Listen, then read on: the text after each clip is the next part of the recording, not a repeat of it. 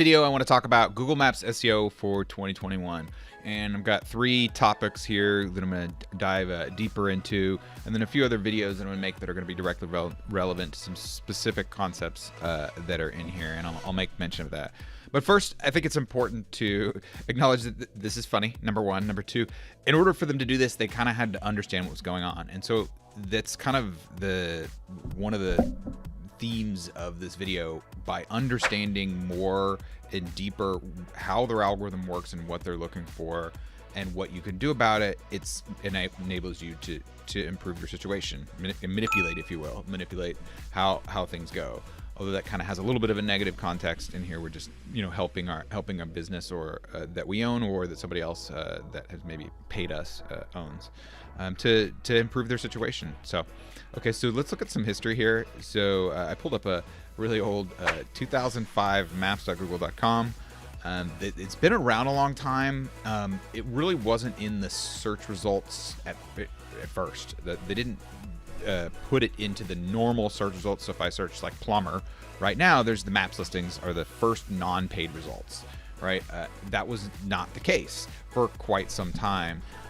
And so I can't remember exactly when they started putting them in there, but it was probably about 7 years ago or something like that. Let's say 2013-ish, maybe a little earlier.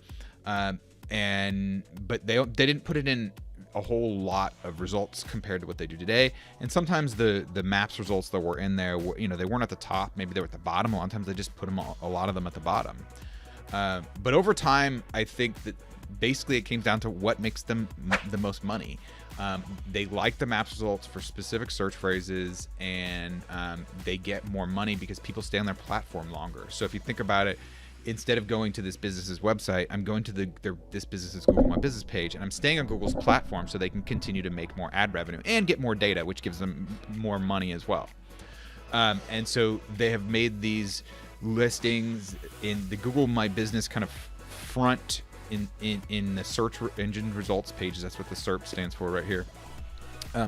They've made the Google My Business pages more prominent in terms of they're pretty much always at the top of the non-paid search results, if they're there at all. Sometimes they're lower down, but most of the time they're at the top, the first 3 results. And they've expanded the amount of results that the map listings show up in. So at first they had none, and then over time, and then they had some, and now they have a lot. Like basically anything that is like a home service, any search result that's related to that, you're almost certainly gonna get a maps result if there is a service provider anywhere near you, right? And so this is going to be very important for local businesses. It's become more important over time, and I don't see this trend reversing because they like it and they've been pushing it harder and harder for quite some time now.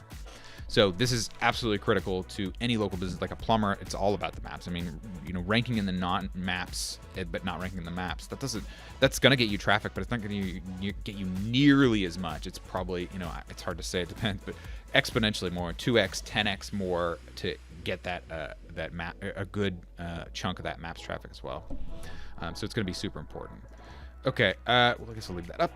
So ranking factors. Now I've got factors in quotes and I've got the star because I think that there's a certain amount of implied misunderstanding when you hear people talk about ranking factors. I don't really think about things.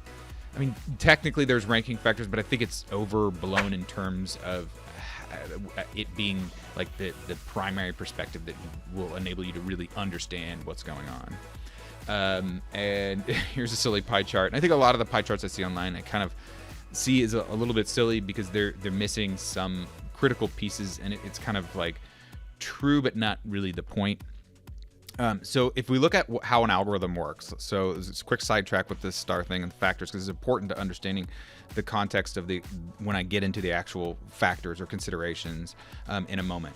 If we look at the algorithm of Google, or really any algorithm, but let's specifically talk about Google, I see a lot of articles that kind of imply that it's a kind of a pie chart. If it's 17% this and 37% this, blah, blah, blah. So if you do more of this and you have to do a little bit of everything, and then boom, that's how and then it makes this pie chart, and then you rank or you don't rank, depending on that pie chart.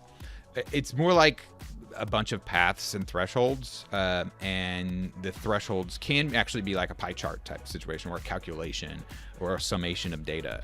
And this is there's many decisions. Who knows how many decisions Google goes through when they do their paths, but it's also not just one path. It's not like a single tree of paths. It's a bunch of different algorithms working together. There's just different parts of Google's algorithm, and sometimes one might change a metric or a threshold, and then another comes and changes it as well, or they kind of communicate with each other and they combine their data, and then they go their separate ways. I mean, it's a dramatic oversimplification to kind of look at it just like, oh, well, these are the ranking factors, therefore I know what I need to do.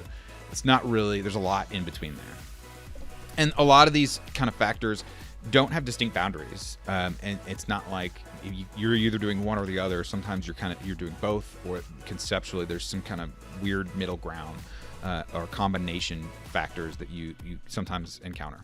Okay, so let's get started. GMB category. This is kind of the layup, for a basketball analogy, the really easy thing that you can do, and it's kind of the easiest thing to mess up. That, you know, if you're a plumber and you're listed as an HVAC contractor, you're never going to rank for plumbing. So most people get this right. It's not that hard. There are some where you want to consider, okay, well, which category do I really want? And in that case, you might want to like search up your competitors and see what their categories are listed as. But this is simple. Just, you know, when you're choosing your GMB, you put in the right category, and that has a huge effect on what you rank for. It's not really a huge focus of what your work is, but it is something you need to consider. Okay, so proximity. This has been where their algorithm has moved further towards. They used to do a lot more of like business citations and stuff like that. That used to matter a whole lot more.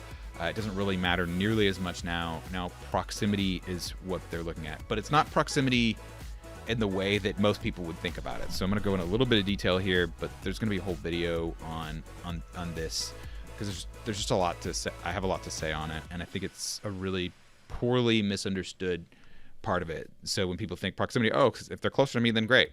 But this is still a factor, something that you can have influence over. And so I like to think about this like a virtual geographic relevance. It's not really proximity in the way that like, oh, well, how long does it take me to get there? Or it's more of a digital or virtual geographic relevance that Google is looking at. So for example, if you're thinking about like a train, there's a train in Dallas, and I'm sitting at one train station and I want sushi, or you know, I want a steak or something like that.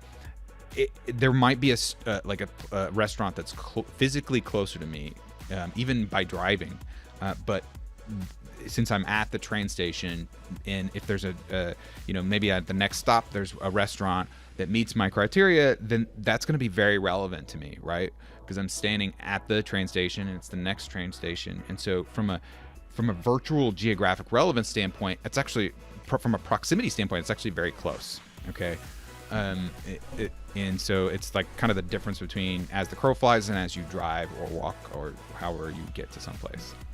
Now we kind of have to look at this from the other end, and I think about it of the digital proximity influence of a GMB. Okay, so I'm going to try to explain this a little bit more. So you can build this before I give you some graphics that I think will help paint this picture pretty strongly here. You can build this in your Google My Business page. You can build this with your site, with on-page SEO, and you can do it with your link building. So if you're trying to rank on the maps, all three of these things need to be taken. When you're doing these three things, they all need to be taken into account. Google My Business, and specifically building your proximity, your digital proximity influence of a GMB. Okay, so this is this is two different situations where there's a business. This is a keyword that they're ranking for in the maps, or not ranking for very much in the maps. And you could see, like at the center, that's where their actual location is. And you could see that they kind of have influence. Typically, it'll be easier to have influence like right near where you're located. But over time, what you want to do is you want to build your relevance, your digital proximity influence, your virtual geographic relevance to other spots. So in this case right here, they're more relevant to this down here than they are up here. And so this is something that can be worked on. You can identify this and work on this right here. And this is like a new maybe a new project. That Google My Business page is very new, so they're actually, it's verified, and so if someone's like next on on the next block, then they actually do show up at number 7. But if they're anywhere not near them, then there's they just have such little influence that they're unable to rank at all. Okay, so again, I'm going to shoot a whole video on this specifically. And feel free to ask some questions below if you have any questions about this, but I'm also going to shoot a separate video, so look at that within a couple weeks after you see this. Okay, so also the way the linked website that is inside the Google My Business page, the full website and the specific URL. So within each Google My Business page is a place where you have website URL. What you put there matters. It matters less if you're a single location business. Typically they just go to the home page, and that's totally fine. But if you have multiple locations, multiple Google My Business pages, then you have to, there's a right way and wrong way to do this. There's a lot of ways to make mistakes, put it that way, that you're not really aware are affecting you, and leave certain opportunities off the table.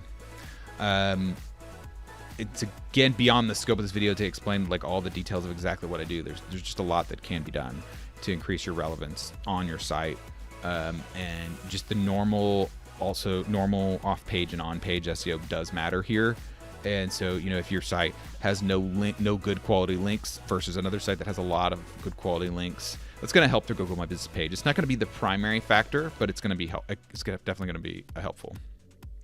And as I said before, you could use the off-page and the on-page to build proximity influence. That's what it's, this is integrated. It's not really the same thing, kind of separating it as a distinct category, proximity versus your linked website and URLs. They're integrated, and they're kind of different angles to look at the situation. Okay, there's one more major category that I think is important to talk about, and I call it engagement SEO. So Google is tracking how people respond to things on a keyword by keyword basis. So they're tracking to see what they click on, what they look at, what they spend time on. If they go to a website, do they come back? All that stuff. They're tracking as best as they can, and they're integrated into their algorithm. And so if your brand gets more engagement, let's say they're testing you versus another website at a certain spot.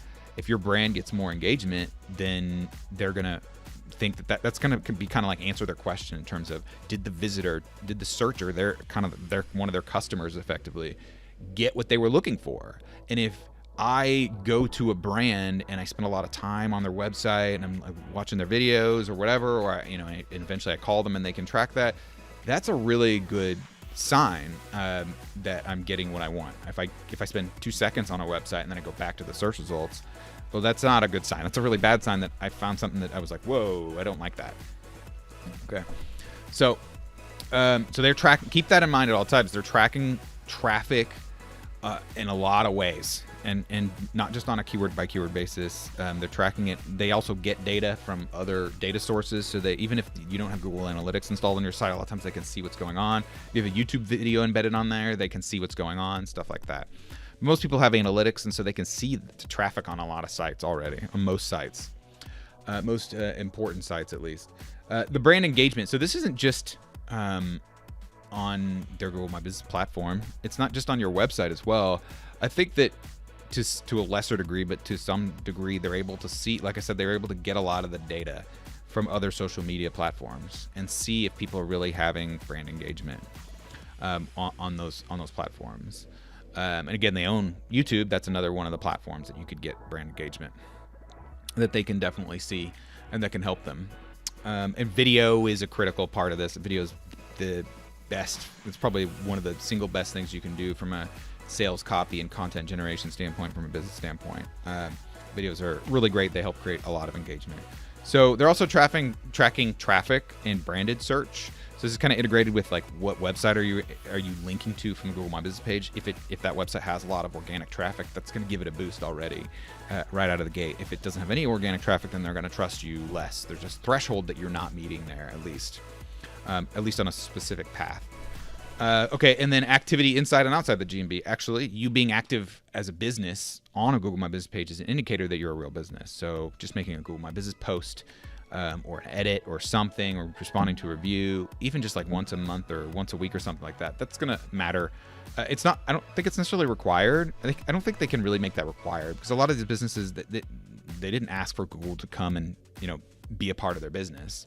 And I think Google respects that to some degree. Google doesn't own the internet, right? So, a lot of these businesses, they just don't interact with the Google My Business page. But they're still authoritative businesses. And so maybe they just don't know that, but Google still thinks, hey, this is still a good business. We still want to send people there. There's ways to kind of indicate that.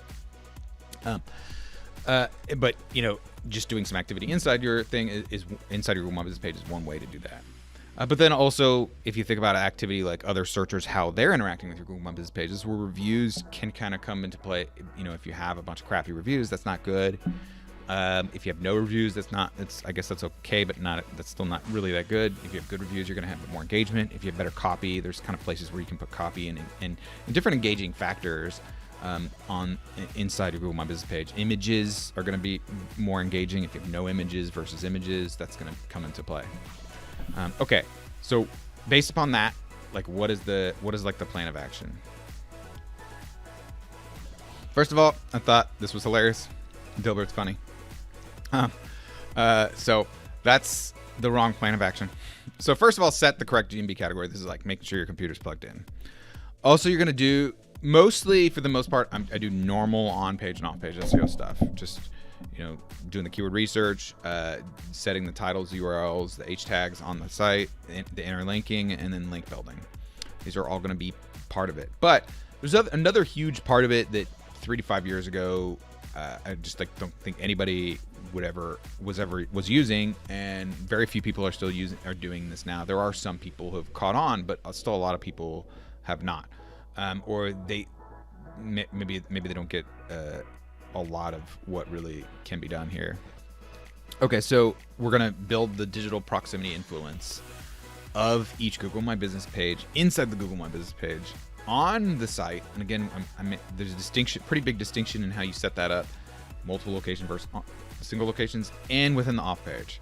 Okay, I'd say this is sort of like the basic, simple stuff. There's a handful of pretty simple things you can do here inside the Google My Business page. But also, surprisingly, there's a lot that you can do on your site. And there's sort of like I'd say there's like, especially with your branded properties, this could kind of be maybe a middle ground between on page and off page, because technically you kind of own them. So it's kind of part of your digital assets.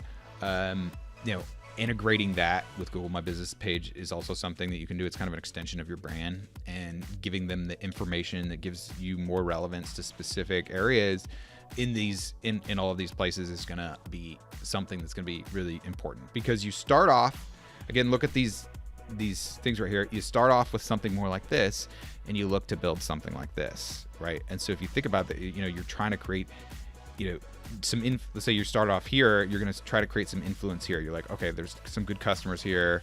Let's say that's a nice neighborhood or whatever, or you want business there, or just maybe you naturally have an opportunity there. Maybe you naturally have some you do more business there already, or whatever. So you build that there, and you can build it here, but maybe this is just more stubborn. Maybe there's more competitors. Also, sometimes Dallas has a lot of little cities, and so sometimes when there's like a city border, it kind of makes it a lot harder to rank if you're not in their actual city, unless you're like right up against the border there. So a huge amount of effort is going to be going into proximity influence building. When I do SEO for local business clients, I'm going to be spending a lot of time and energy on this, because there's a lot that can be done. There's a lot of ways to create influence, and I'm giving a lot of clues here. I can't go super deep into it in this one video. It's already 19 minutes long. And it's something that I do cover in the courses in a whole lot more detail. And I want that still to be valuable to them. But I'm dropping a lot of clues here, and there's a lot of ways in which you can take this. And if you think about it, you could. There's ways that probably certainly that I haven't even thought about that are to build your digital proximity influence. Okay, but that is kind of the end here, and a lot of the activity that I'm doing. Okay, it's not to run around screaming help, help, help. I don't know what to do. I've done everything I can do with Google My Business SEO. There's always more that can be done to build your digital proximity influence of a Google My Business page. Okay, so hopefully that was helpful in you doing Maps SEO in 2021 and beyond. Please leave a comment below. Like the video. If you're still with me, please like the video. It helps me with the YouTube algorithms. And you could leave a comment. Please ask any question you want. I'll do the best I can to respond to you when I can. And thank you very much. Have a good day. Bye.